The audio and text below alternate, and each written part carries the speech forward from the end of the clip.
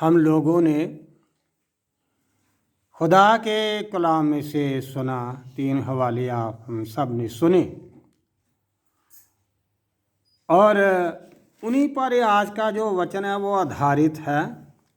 और ख़ास तौर पर मत्ती की इंजील 12 बाब 46 से 50, जिसमें ये लिखा कि जो मेरे स्वर्गीय पिता की मर्जी पर चलती हैं वही मेरे माता बहन और भाई हैं, जो मेरे आसमानी बाप की मर्जी पर चलते हैं। जो आज का विषय थीम है वो है रिलेशनशिप विद जीसस क्राइस्ट, यीशु मसीह के साथ हमारा रिश्ता। तो ये आज का विषय जिस पर आज आप खुदा का पाक कलाम सुनेंगे। हम सब लोग एक बात को देखें कि खुदावंद यीशु मसीह के साथ खुदा बाप के बड़े गहरे रिश्ते थे। खुदावंद यीशु मसीह को खुदा ने इस दुनिया में भेजा एक बड़े ख़ास काम के लिए, ताकि वो दुनिया का उद्धार करे, मुक्ति करे। और किस तरीके से उसने ये सारी दुनिया का गुनाह के बंधन से छुटकारा करना था वो यीशु मसीह जानता था कि कैसे उसने दुख उठाने हैं और कैसे अपनी जान सलीब पर देनी है प्रायश्चित के रूप में। और हम ये कहें कि हमारी मुआफ़ी के लिए उसने ये सारे दुख उठाने थे और अपनी जान देनी थी सलीब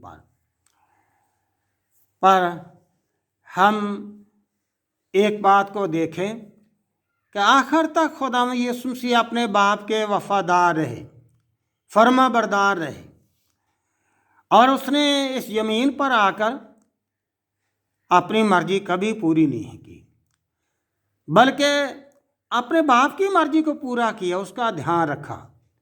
वो दुनिया में आए एक बड़े काम के लिए, खिदमत के लिए और दुनिया को बचाने के लिए, और आखिर तक वो अपने बाप के वफादार रहे, यहाँ तक कि सलीबी मौत भी उसने गवारा की।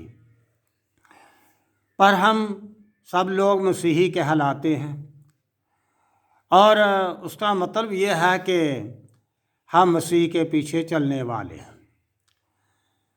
पर यीशु मसीह ने ये कहा कि कौन है मेरे माता और कौन है मेरे भाई, बल्कि ये हैं जो मेरे स्वर्गीय पिता की मर्जी पर चलते हैं, खुदा की इच्छा पर चलते हैं, उसकी मर्जी पर चलते हैं। ये हैं मेरे रिश्तेदार, ये है मेरे सब कुछ। तो आज हम ये देखेंगे कि किस तरह से हम यीशु मसीह के साथ अपने रिश्ते कायम कर सकते हैं, किस तरह से हम प्रभु के साथ जुड़ सकते हैं। अगर हम उसके साथ जुड़े हुए हैं, उसकी मर्जी पर चलते हैं, जैसे वो अपने बाप की मर्जी पर चलता रहा, तब ही हमारे खुदा में यीशु मसीह के साथ रिश्ते हैं और तब ही हम मसीही कहलाने के लायक हैं। तो हम कुछ बातों पर गौर करेंगे कि किस तरह से हम लोग अपने रिश्ते प्रभु यीशु मसीह के साथ कायम कर सकते हैं। सबसे जो पहली बात है वो है खुदावंद यीशु मसीह पर विश्वास करना। खुदावंद यीशु मसीह पर विश्वास करना ये खुदा बाप की सबसे पहली मर्जी ये है दुनिया में। यूहन्ना के इंजील 6 बाब 28 में लिखा कि यीशु मसीह ये कहते हैं मेरे पिता की मर्जी ये है कि तुम उसके भेजे हुए पर विश्वास करो। ये उस वक्त बात थी कि जब यहूदियों ने यह कहा कि हम बाप की मर्जी को पूरा करने के लिए क्या करें, तब यीशु मसीह ने यह बात कही कि मेरे बाप की मर्जी ये है कि तुम उसके भेजे हुए पर विश्वास करो। मतलब यीशु मसीह पर विश्वास करना ये सबसे बड़ी बात है खुदावंद यीशु मसीह के साथ रिश्ते कायम करने के लिए। ये बहुत ज़्यादा ज़रूरी है। बेशक दुनिया में बहुत से लोग बड़े बड़े काम करते हैं और कई तरह के समाज सेवा के काम करते हैं, पर यह कंडीशन बहुत ज़्यादा ज़रूरी है। बाइबल में और वचन में ये बताया गया कि हम यीशु मसीह के पाक नाम पर विश्वास करें। यूहन्ना की इंजील 3 बाब 18 आयत में लिखा है कि जो विश्वास करते हैं उन पर सज़ा का कोई हुक्म नहीं, पर जो नहीं करते उन पर सज़ा का हुक्म हो चुका। इसलिए यीशु मसीह पर ईमान लाना बहुत ज़्यादा ज़रूरी है। ये सबसे बड़ी खुदा बाप की मर्जी है। अगर हम निर्दोष ठहरते हैं तो हम सिर्फ एक ही बात के वसीले से, वो है खुदा यीशु मसीह पर विश्वास करने के वसीले से।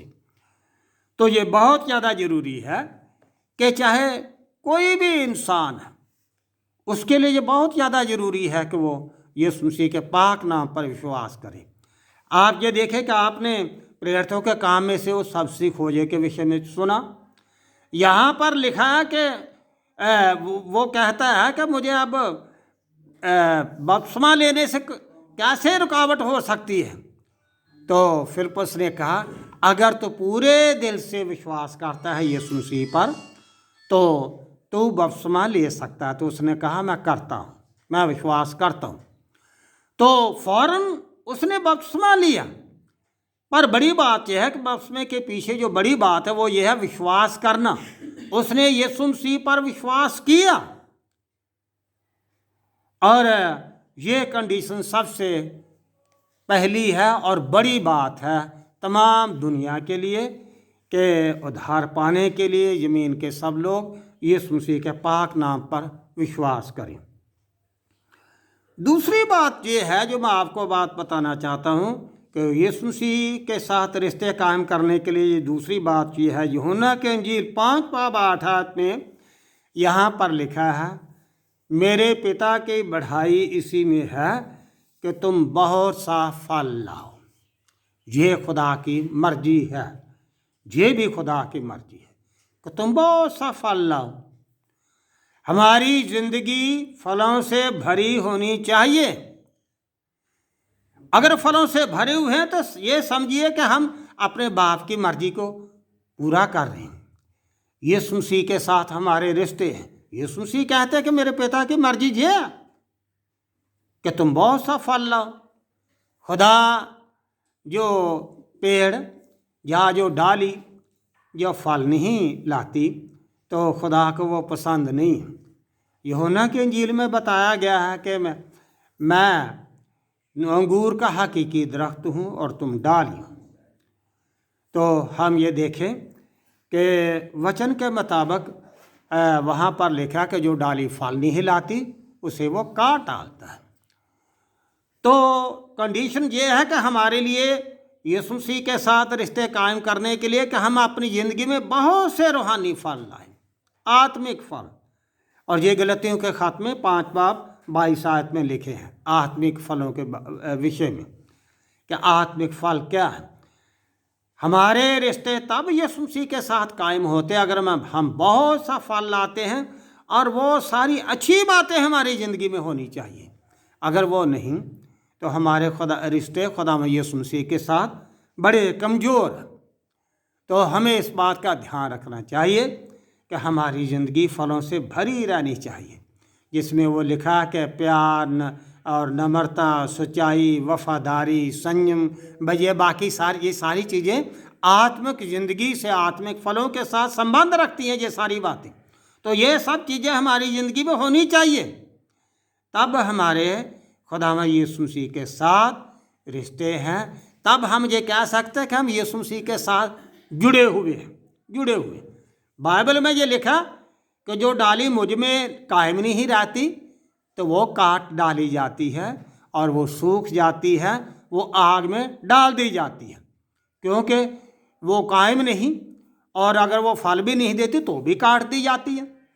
तो हमारा रिश्ता कैसे खुदावंद के साथ कायम हो सकता है? भले कि हम जैसे मर्जी भी हम अपना नाम मसीही रख ले, अगर हम फल नहीं लाते, आत्मिक फल नहीं लाते, तो हमारा यीशु मसीह के साथ कोई रिश्ता नहीं है। आप ये देखें कि यीशु मसीह ने आखिर तक कैसे अपने बाप की मर्जी को पूरा किया। हमें भी वैसे ही उसकी मर्जी को पूरा करना और बहुत से फल लाने हैं। ताकि मसीह के साथ हमारे रिश्ते और भी ज़्यादा मजबूत हो सके। तीसरी बात ये है, वो है प्यार। यूहन्ना के इंजील 15:12 में लिखा है, अब मेरा हुक्म ये है कि तुम एक दूसरे से प्यार रखो, जैसे मैंने भी तुम्हारे साथ प्यार किया, तुम भी प्यार रखो। ये भी यीशु मसीह के साथ रिश्ता कायम करने वाली बात है। अगर हम हुक्म ही नहीं मानते, अगर हम अपने प्रभु की बात ही नहीं मानते हैं, तो हमारे रिश्ते प्रभु के साथ कैसे कायम रह सकते हैं।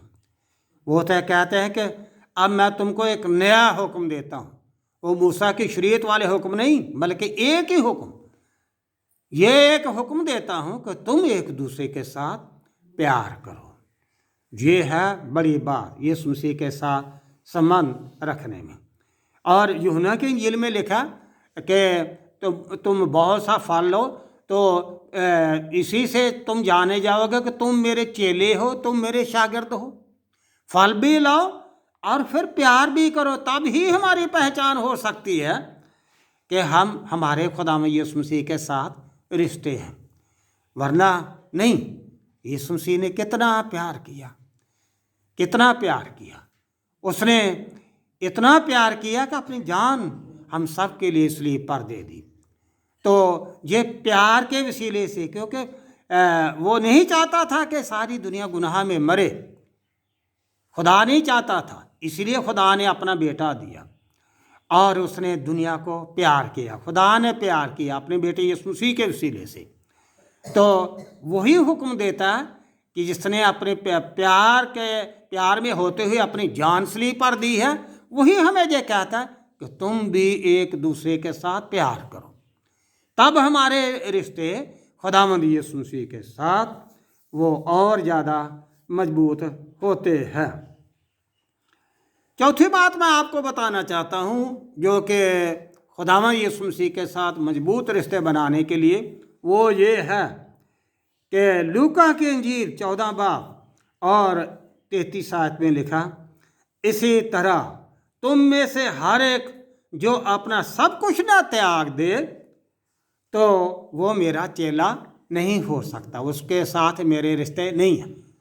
हर एक जो तुम में से अपना सब कुछ ना त्याग दे। अगर आप ये लूका के इंजील का 15 बाब अपने घर में ज़रूर पढ़ना, वहाँ पर लिखा कि एक मालिक ने ज़ियाफ़त की, लोगों को बुलाया और लोग आए नहीं। कोई अपने खेत की तरफ चला गया, कोई अपने बैल परखने के लिए चला गया, कोई कहने लगा मेरी शादी हुई है, मैं नहीं आ सकता। आप देखो, आप ये कितनी बड़ी बात है। इनविटेशन जो है वो शादी से भी कहीं ज़्यादा बढ़कर है। खुदा के साथ जुड़े रहना ये सबसे बड़ा ज़्यादा ज़रूरी है, हमारे रिश्तों से भी कहीं ज़्यादा। पर वो कहने लगा, कोई कहने लगा मेरी शादी हुई है, कोई कहने लगा मैं खेत को चला हूँ, कोई कहने लगा मैं किसी तरफ चला हूँ। तो मालिक ने कहा कि लोगों को बुलाओ ताकि मेरा जो घर है वो भर जाए, सब मेहमानों से भर जाए। पर वहाँ पर एक बात और लिखी है, जो कोई मुझसे ज़्यादा अपने बहन, अपने भाई, अपने माँ, अपने बाप और अपने बच्चों से, और यहाँ तक अपने से भी वो बैर ना रखे, तो वो मेरा चेला नहीं हो सकता। अपने से भी, और भाई बहन माँ बाप उनकी तो बात क्या, यहाँ वहाँ पर लिखा अपने से भी अगर बैर ना रखे तो वो मेरा चेला नहीं हो सकता। और इसको कंक्लूड किया या ख़त्म किया इस बात पर कि अगर तुम में से हर एक अपना सब कुछ ना त्याग दे तो वो मेरा चेला नहीं हो सकता उसका। तो इसका मतलब ये नहीं है कि हम अपने आप से बैर का मतलब ये है कि हम अपना हाथ नीचे रखें और उस पर थोड़ा मार दें, ये बात नहीं। उसका मतलब ये है कि हम मेरी मर्जी से ज़्यादा मर्जी रब की पूरी होनी चाहिए। मैं अपने आप को तरजीह ना दूँ, इतनी पहल ना दूँ, या बाकी रिश्ते नातों को इतनी पहल ना दूँ। घर परिवार, बीवी, बच्चे, माँ बाप, उन सब से हम ज़्यादा जो तरजीह है, जो प्रायोरिटी है, वो अपने प्रभु यीशु मसीह को दे। तब हमारे यीशु मसीह के साथ अपने रिश्ते जो है रिश्ते मजबूत हो सकते हैं। ये नहीं है कि हम लोग अपने इन रिश्तों से कम समझे यीशु मसीह के साथ रिश्ता, और इस बात का ध्यान ही रखें या खुदा के बातों की तरफ या खुदा के वचन की तरफ उस पर अमल करने की अगर बात आती है तो हम इन बातों का इतना ध्यान ही ना करें, हम अपने दुनियावी फ़र्ज़ों को आगे आगे करते फिरें, तो ये अच्छी बात नहीं। खुदावंद यीशु मसीह ने तो ऐसा नहीं किया, उसने ऐसा नहीं किया। उसने अपने बाप की मर्ज़ी को और अपने उन रिश्तों को मेंटेन रखा, बिल्कुल कायम रखा बाप के साथ आखिर तक। तो हमने भी अपने रिश्तों से ज़्यादा खुदा को पहल देनी है, खुदा को पहल देनी है। तो आप ये देखें जितने लोगों ने ऐसा किया उनको रब ने कितनी बरकत दी है, हर तरह की बरकत, हर तरह से मदद की, बरकत दी, उनको बढ़ाया। इसीलिए तो खुदा कहता है कि मैं इब्राहिम, इसहाक, याकूब का खुदा हूँ, क्योंकि ये वो लोग थे जिन्होंने अपने सब रिश्तों से ज़्यादा खुदा को पहल दी। तो हमने अपने सब चीज़ों से ज़्यादा, अपने आप से भी ज़्यादा खुदा को पहल देनी है, तब हमारे खुदा के साथ रिश्ते जो हैं वो कायम रह सकते हैं। और आखिरी बात मैं छोटी सी 1 मिनट में बताता हूँ, वो है कि हम अपनी इच्छाओं को जब छोड़ते हैं, सेल्फ डिनाई करते हैं, तो हम ये देखें कि हमारे रिश्ते खुदा के साथ और ज़्यादा मजबूत होते हैं। गलतियों के ख़त में 5 बाब में ये इन बातों का जिक्र पाया जाता है। वहाँ पर लिखा, जिस्म आत्मा के विरुद्ध और आत्मा जिस्म के विरुद्ध होती है, पर हमने आत्मा के द्वारा चलना। जिस्म की ख्वाहिश क्या? दुनियादारी, दुनिया की चीज़ें, खुशियाँ या और बाकी सब चीज़ें। तो हम ये देखें तो उसमें ये सारे जिस्मानी ख्वाहिशों से ये होती है, जिस्मानी ख्वाहिश है, दुनिया की ये सब चीज़ें, बुरी बातें कई तरह की, क्योंकि जिस्म की भी एक भूख है, आत्मा की भी एक भूख है। जिस्म की भी एक मांग है और आत्मा की भी एक मांग है। आत्मा कुछ मांगती है, जिस्म कुछ मांगता है। तो हमने अपने जिस्मानी सारी ख्वाहिशों से किनारा करना, दूर भागना, और तब ही हम अपने रब के साथ, यीशु मसीह के साथ अपने रिश्तों को कायम कर सकते हैं। आप ये देखें कि सारी जिस्मानी चीज़ें जो बड़े बड़े अच्छे विश्वासी थे, उन्होंने सब मसीह की खातर त्याग दी। अब आप पौलुस रसूल को देखें, वो क्या कहता, जीना मेरे लिए मसीह और मरना नफ़ा। उसने कहा कि मैंने मसीह के लिए सारी चीज़ों को कूड़ा समझा, कुछ भी नहीं समझा। हालांकि उसके पास दर्जा, पैसा, सब कुछ था, पर उसने सारा कुछ मसीह के लिए छोड़ दिया। ना वो उसने अपनी ऑफिसरी भी छोड़ दी, दौलत भी छोड़ दी, सब चीज़ें छोड़ दी, और ये है अपनी सारी जिस्मानी ख्वाहिशों को त्यागना। पर हम तो छोड़ते नहीं हैं, हम तो चिपके हुए हैं दुनिया की चीज़ों के साथ और अपनी ख्वाहिशों के साथ। तो हम इन बातों का ध्यान ही नहीं रखते। कैसे हमारे रिश्ते खुदावंद के साथ मजबूत हो सकते हैं? तो मैं ज़्यादा नहीं कहूँगा। तो अगर हम ये चाहते हैं कि हम प्रभु के साथ रिश्ते मजबूत करें, तो इन 5 बातों पर अमल करें। हम विश्वास लाएं यीशु मसीह पर, बहुत सा फल लाएं, हम प्यार करें, जिस्मानी ख्वाहिशों को छोड़ें, और हम अपनी सारी खुदगर्जी को, उसको भी छोड़ें, खुदगर्जी को छोड़ें। तो तब हमारे प्रभु के साथ रिश्ते मजबूत होंगे। क्योंकि मत्ती की इंजील में यही लिखा कि जब उसके भाई बहन आए तो लोगों ने कहा कि तेरे बार रिश्तेदार इंतज़ार करें, तुझसे मिलना चाहते हैं। तो उसने कहा, कोई नहीं मेरा रिश्तेदार, कौन है मेरा भाई, कौन है मेरी माँ, कोई भी नहीं है। ये है मेरे वो रिश्तेदार जो मेरे बाप की मर्जी को पूरा करते हैं, जो मेरा वचन सुनते हैं। यही है मेरे रिश्तेदार। तो हमने अगर यीशु मसीह के साथ रिश्तेदारी कायम करनी है, मसीह के कहलाना, तो हमारे लिए बहुत ज़्यादा ज़रूरी है कि हम इन 5 बातों पर अमल करें, ताकि मसीह के साथ हमारे और जो रिश्ते हैं वो और ज़्यादा मजबूत हो और खुदा हमसे खुश हो और हमें बरकत मिले। खुदा आप लोगों के साथ हो। आमीन।